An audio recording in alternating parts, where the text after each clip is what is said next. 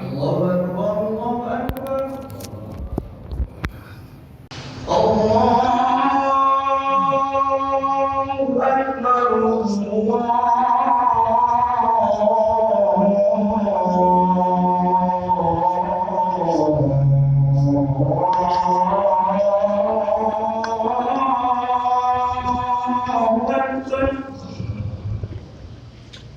أشهد أن لا إله إلا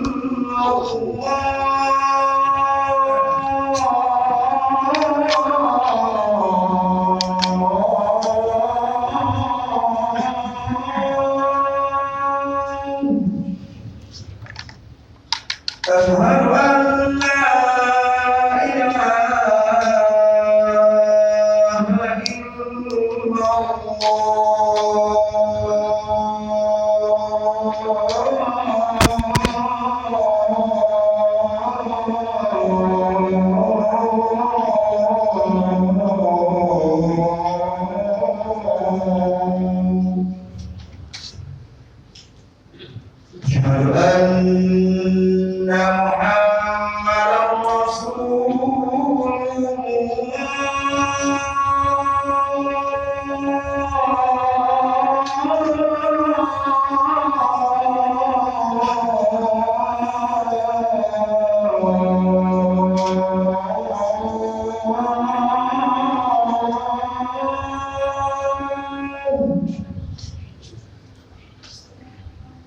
أشهد أن محمدا رسول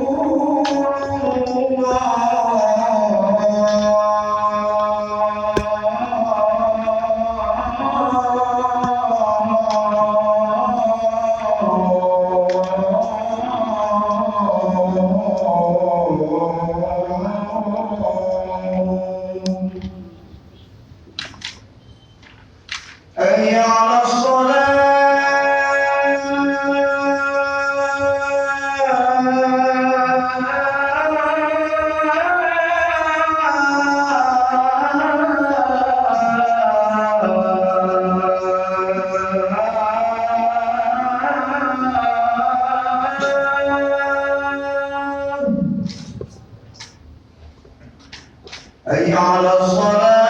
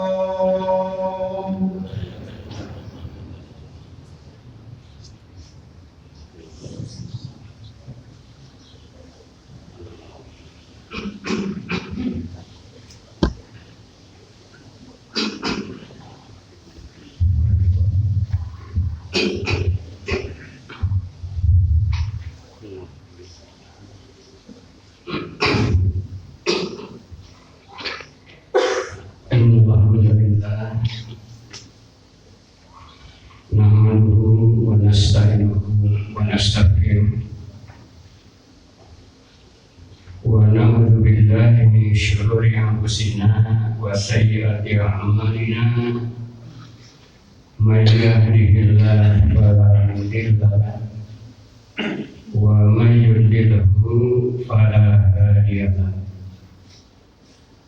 Asyhadu an la ilaha illallah wahdahu la syarika lah wa asyhadu anna Muhammadan abduhu wa rasuluh.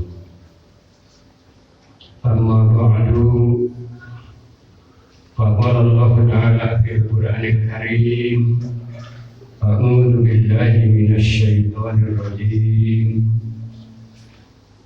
Ya ayyuhalladzina amanu taqullaha wal tanzur nafsum ma qaddamat lighad wattaqullaha innallaha khabirum bima ta'malun.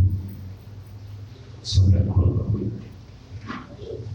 Ma'asyiral muslimin rahimakumullah, fa'usikum wa iyaya bitaqwallah faqad faza al-muttaqun.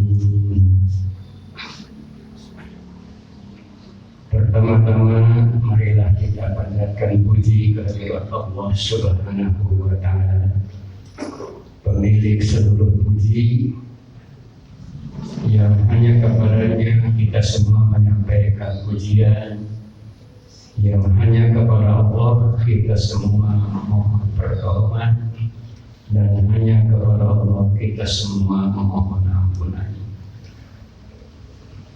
Dalam kesempatan yang baik ini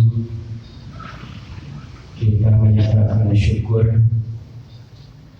wabil khusus diwujudkan dengan pelaksanaan ibadah Jumat yang sekuat tenaga insya Allah kita laksanakan khususnya pada saat ini. Terlalu banyak, betapa amat banyak kenikmatan-kenikmatan yang Allah karuniakan kepada kita semua, terutama nikmat iman, nikmat Islam. Itu adalah anugerah yang sangat berharga. Sebelumnya Wakti berpesan untuk pribadi dan untuk para jamaah yang mulia, marilah kita sekuat tenaga memelihara iman dan takwa. Orang yang beriman adalah orang yang dijanjikan ada di dalam keuntungan. Artinya yang tidak beriman, yaitu orang kafir, pasti rugi. Kemudian marilah kita memelihara dan meningkatkan ketakwaan, karena Allah telah menjamin akan memuliakan orang-orang yang bertakwa. Artinya kalau tidak ada ketakwaan, maka pasti ada di dalam kehinaan. Hadirin sidang Jumat yang dimuliakan Allah, ada 3 serangkai yang mesti menjadi milik kita, yang mesti menjadi garapan kita.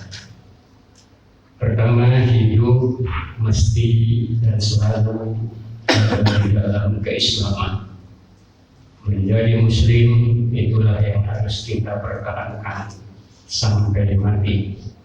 Selama ada di dalam badan, maka keislaman menjadi muslim harus kita pertahankan.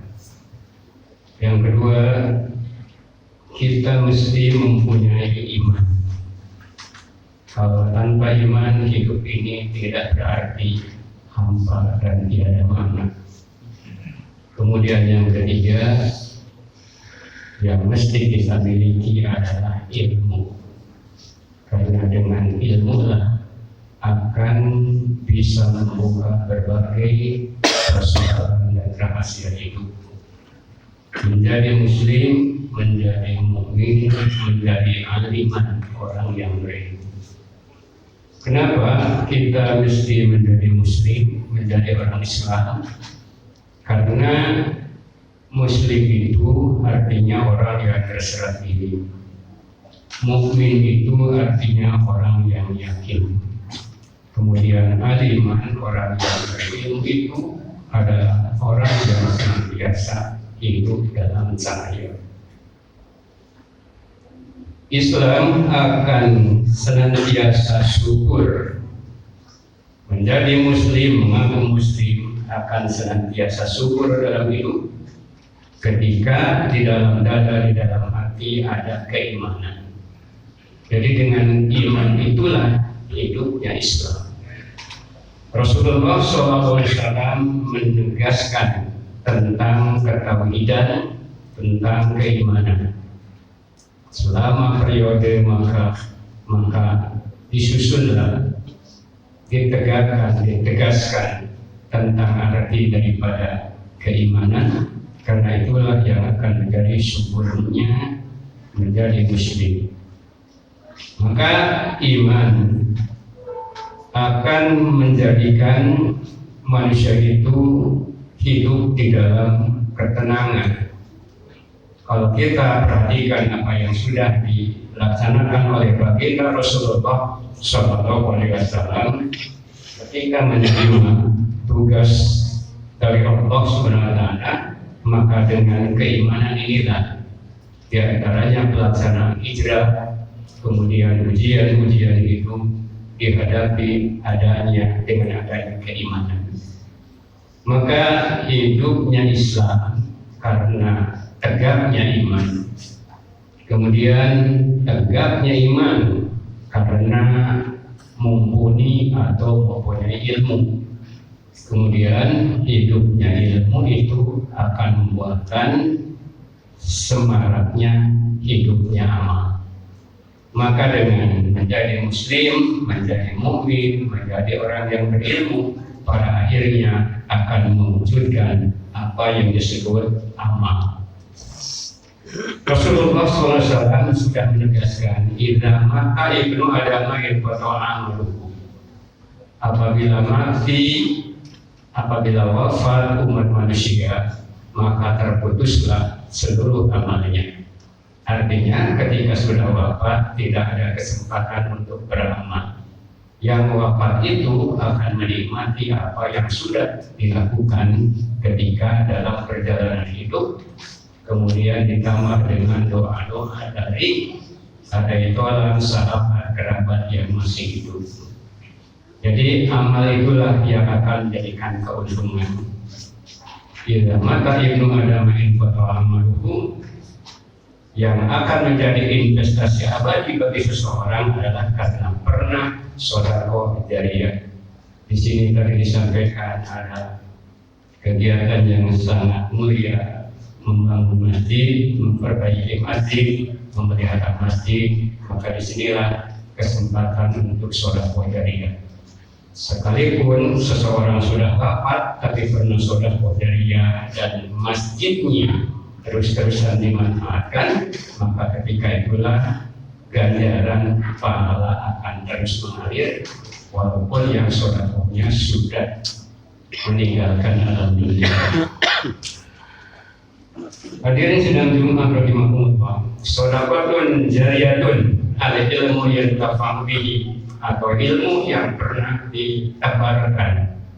Ketika seseorang pernah menebarkan ilmu ketika hidup, kemudian sang guru itu pun wafat dan ilmunya diamalkan oleh murid-muridnya, oleh santrinya, oleh ustadznya, maka itulah yang akan senantiasa mengalir kepada yang sudah menebarkan ilmu.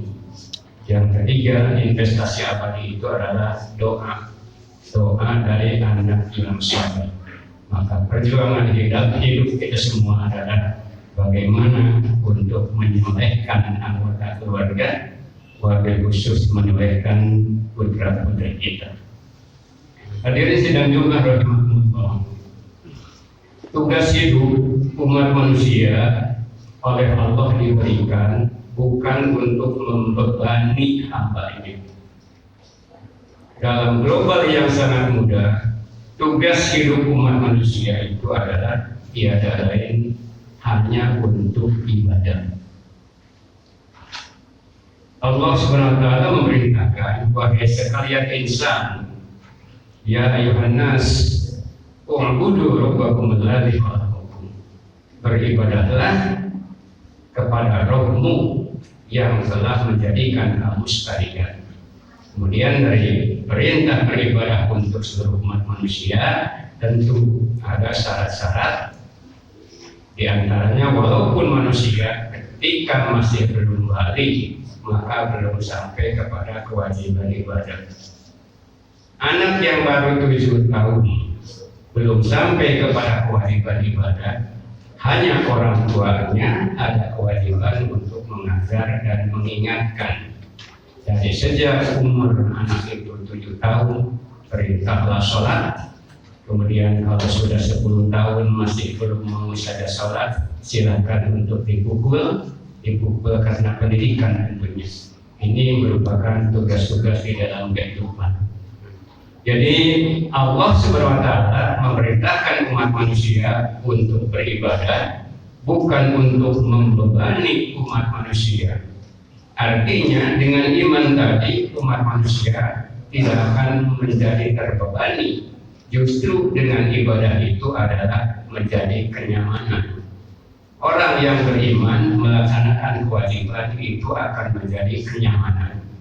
Dan ketika orang yang beriman umpamanya suatu saat belum karena berbagai hal belum bisa melaksanakan suatu kewajiban, tentu ini akan menjadikan ganjalan di dalam hatinya. Jadi tugas hidup itu mempunyai tujuan. Tujuan hidup yang pertama adalah untuk mencapai kebahagiaan di dunia dan akhirat. Orang yang beribadah akan merasakan bahagia itu bukan di akhirat kelak saja, tapi di alam dunia sekarang pun orang yang beriman melaksanakan ibadah, maka dunianya terasa nyaman dan sudah barang tentu di akhiratnya akan mendapat keuntungan. Sahabat Ali bin Abi Thalib mempunyai motto dalam kehidupan, hayatuna kulluha ibadatun. Hidup kami seluruhnya adalah ibadah. Karena itulah indahnya menjadi muslim. Jadi mendapatkan pahala ganjaran itu dari ibadah bukan hanya ketika terjaga. Ketika tidur pun akan bisa menjadi berpahala bila tidurnya diniatkan karena Allah. Umpamanya setelah siang hari begitu lelah bekerja, kemudian malamnya istirahat dengan harapan besok bisa segar kembali, maka tidur itu pun menjadi ibadah dan berpahala. Hadirin sidang Jumat yang dimuliakan Allah, firman Allah di dalam Al-Quran surah Al-Hasyr ayat 18 yang tadi menjadi mukadimah. A'udzu billahi minasyaitonir rajim. Ya ayyuhalladzina amanu taqullaha wal tanzur nafsum ma qaddamat lighad wattaqullaha innallaha khabirum bima ta'malun. Wahai sekalian orang-orang yang beriman, bertakwalah kamu sekalian kepada Allah. Jadi ketika ada tugas yang mulia, Allah menyeru kepada orang-orang yang beriman. Tugas berat tapi mulia, maka di sini diantaranya takwa. Disuruh takwa orang-orang yang beriman, dan jelas takwa itu adalah tugas yang berat. Tapi dari tugas yang berat inilah umat manusia, orang yang beriman itu akan menikmati kemuliaan. Tugasnya berat, tapi buah dari beratnya itu akan bisa meraih kemuliaan. Hadirin sidang Jumat rahimakumullah, maka orang yang bertakwa itu sikap hidupnya teliti, apik dan hati-hati. Sebagaimana ada dialog dari dua sahabat besar. Umar bin Khattab radhiyallahu anhu pernah bertanya kepada sahabat Ubay bin Ka'ab radhiyallahu anhu, "Anit taqwa." Topik pembicaraannya adalah anit taqwa perihal taqwa. Anit taqwa teknamun mahwa taqwa. Seperti itulah sahabat Umar bin Khattab bertanya, "Taqwa itu apa?" Dan jawaban dari Ubay bin Ka'ab justru dengan pertanyaan kembali. Amasalah tatorikon rasuki, apakah Anda pernah berjalan di suatu tempat yang banyak duri? Dijawab oleh Umar bin Khattab, benar saya pernah berjalan di jalan seperti itu. Famamil tak bagaimana sikapmu?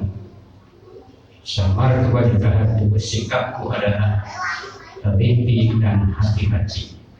Padahal takwa, maka demikian itulah takwa itu teliti dan hati-hati. Ini adalah diskusi besar dari dua orang sahabat besar baginda Rasulullah SAW, yang intinya bahwa ketakwaan itu akan berbuah seseorang menjadi teliti, menjadi cermat, menjadi waspada. Kenapa? Karena hidup begitu singkat dan tidak bisa diulang, sedangkan akhirat langgeng dan umat manusia tidak diberi kesempatan untuk kembali lagi ke alam dunia. Wattaqullah, ittaqullah, wa tanzur nafsun ma qaddamat lighad, dan hendaklah setiap diri mempersiapkan apa yang sudah diperbuatnya untuk hari esok. Hidup hanya sebentar di alam dunia, sedangkan akhirat tiada akhir. Di sini bagi orang yang beriman akan terasa betapa Allah itu Maha Bagir, Ar-Rahman Ar-Rahim. Taat hanya sebentar selama hidup di alam dunia. Kalau seseorang hidup 100 tahun, maka dia beribadah mungkin dari ketika usia 15 tahun atau 13 tahun, maka perjalanan yang diisi dengan ketaatan itu 87 tahun. Begitu amat sebentar. 87 tahun perjalanan yang amat singkat. Ini andai kata usia sampai 100. Sedangkan akhirat adalah tiada akhir. Tapi Allah menyediakan surga itu tidak disamakan dengan lamanya ketaatan. Taat hanya 87 tahun, di surga kamu wayahna hanya 87 tahun. Tidak seperti itu. Surga itu adalah tempat yang abadi. Kalau alam dunia, betapapun miliaran tahun, ada kiamatnya, ada fananya, ada akhirnya. Sedangkan surga dan neraka tidak mengenal akhir.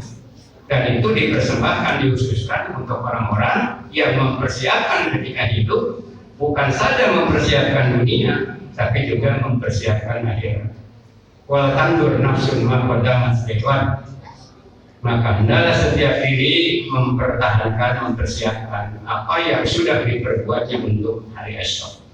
Innallaha khabirum bima ta'malun, karena sesungguhnya Allah Maha teliti, Maha cermat terhadap seluruh apa-apa yang kamu kerjakan. Hadirin sidang Jumat yang dimuliakan Allah, maka yang paling mudah tentu di dalam hidup ini adalah bersyukur. Walaupun bersyukur ini juga menuntut untuk penuh dengan kekhusyuan.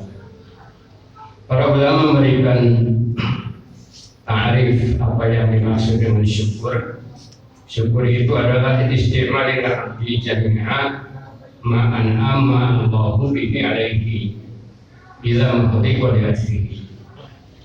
Syukur itu adalah menggunakannya seorang hamba terhadap segala nikmat pemberian Allah di jalan yang dikehendaki oleh Allah. Jadi syukur itu memanfaatkan pemberian Allah di jalan yang akan, di dalam kegiatan yang akan mendatangkan ridho Allah. Itu syukur. Kalau melaksanakan suatu kenikmatan tapi pada akhirnya mendatangkan murka Allah, itu bukan bersyukur. Bersyukur itu adalah mendaya gunakan seluruh potensi yang kita miliki pemberian Allah, yang buahnya nanti akan mendatangkan kenikmatan ataupun kasih sayang Allah. Itu yang dimaksud bersyukur. Dan inilah sudah dicontohkan oleh baginda Rasulullah SAW.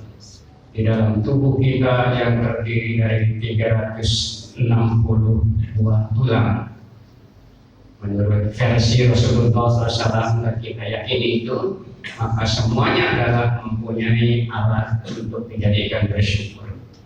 Mempunyai wajah bersyukur dengan sujud, mempunyai anggota-anggota badan yang lain digerakkan di dalam berbagai macam aktivitas, maka seluruhnya adalah wujud daripada syukur. Sehingga Imam Malik radhiyallahu menegaskan betapa indahnya kehidupan Muslim.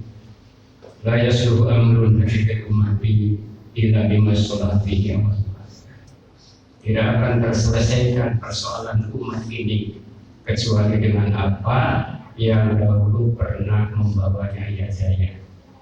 Zaman Rasulullah SAW, zaman para sahabat, para tabi'in, di dalam Al-Quran diabadikan adalah umat yang terbaik. Kenapa? Maka karena mampu mewujudkan apa yang dikehendaki oleh Allah. Allah itu maha pencemburu, menuntut umat manusia hambanya supaya setia, jangan selingkuh. Allah itu menuntut umat manusia hambanya supaya setia. Maka Allah itu begitu maha pencemburu. Silakan nikmat, silakan surga, silakan berbagai macam fasilitas, tapi dengan syarat nikmatilah semua itu ada di dalam kesetiaan. Hadirin sedang Jumat rahimahumullah, maka itulah perjalanan hidup umat yang beriman mempunyai tujuan hidup. Tujuannya adalah ingin bahagia di dunia dan akhirat. Maka silakan dunia dibina, tapi jangan lupa akhirat pun harus dipersiapkan. Barakallahu fiikum.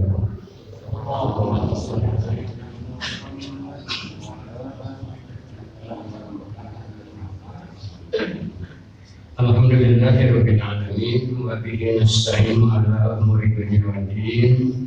Asyhadu an la ilaha illallah wahdahu la syarika lah wa asyhadu anna Muhammadan abduhu wa rasuluh. Amma ba'du, fa qala Allah ta'ala fil Qur'anil Karim, a'udzu billahi minasyaitonir rajim. Walau anna ahlal qura amanu wattaqu la fatahna 'alaihim barakatin minas sama'i wal ardh. Walakin kadzabu fa akhadnahum bima kanu yaksibun. Hadirin sidang Jumat yang dimuliakan Allah. Tadi sudah kami sebutkan bahwa ketakwaan itu adalah ketelitian, kecermatan, keapitan. Sebuah hadis riwayat Imam Tirmidzi menggambarkan tentang sifat takwa.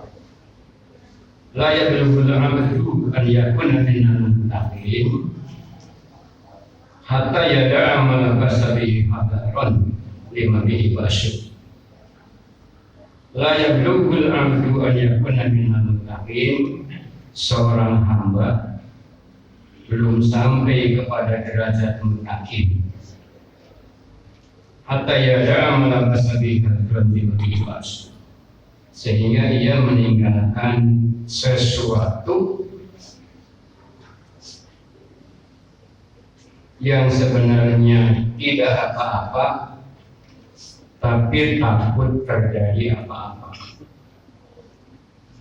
Ini hadis menunjukkan betapa kita umat manusia, umat yang beriman, umat yang hati-hati di dalam hidup ini.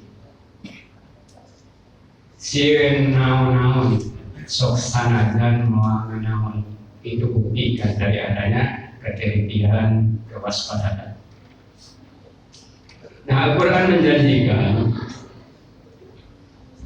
walau anna ahlal Qur'an wa tabahu, seandainya penduduk dari suatu negeri beriman dan bertakwa. Kembali takwa disebut. Seandainya penduduk dari suatu negeri beriman dan bertakwa, la fatahna alaihim barakatin minas sama'i wal ardh. Pasti kami Allah akan membukakan pintu-pintu barokah. Pintu barokah dari langit, pintu barokah dari bumi. Ini janji Allah. Memakai kalimat la fatahna yang diartikan pasti kami Allah akan membukakan pintu barokah. Maka idealnya ketika pintu sudah dibuka tentu ada yang akan masuk, yaitu keberkahan. Untuk siapa keberkahan itu? Yaitu untuk penduduk negeri. Penduduk negeri yang mana? Yang aman wa taqwa, yang beriman dan bertakwa. Jadi konsep untuk memakmurkan sebuah negeri itu adalah karena penghuninya, rakyatnya beriman dan bertakwa seluruhnya. Walakin kadzabu, tapi dikarenakan orang-orang banyak yang membohongkan, membangkang, tidak memperhatikan, tidak peduli terhadap ayat-ayat Allah. Fa'aradna bimakan yaksibun, maka kami hinakan, kami siksa, kami datangkan azab dikarenakan perbuatan-perbuatan mereka. Jadi ketika negeri ingin subur makmur, maka tentu konsepnya, syaratnya adalah diisi oleh orang-orang yang beriman, yang bertakwa. Dari situ Allah membukakan barokah. Apa barokah itu? Barokah itu adalah sesuatu yang tetap berarti dalam hidup.